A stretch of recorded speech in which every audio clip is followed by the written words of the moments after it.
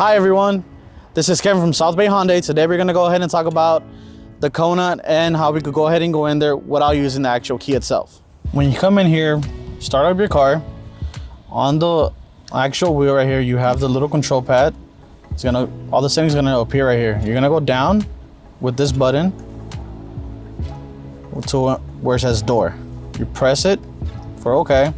You have to auto lock, auto unlock, and two press unlock. So you go to two press unlock. If you uncheck this, all the doors will open. If you go ahead and check this, only the driver doors open. You don't need to actually have your, the remote anywhere near you. Got it on your purse, inside your pockets, anything like that. You could just go ahead and approach. Just a button here. If you click once, it goes ahead and unlocks just your side. If you want to go ahead and unlock all of them, you could go ahead into the settings so that they all unlock by pressing it twice, and all of the doors should lock. Depending on the situation that you're in, if you have a lot of family, you're always riding with them, it's nice to have all of them unlocked at the same time. That way nobody's pulling on it.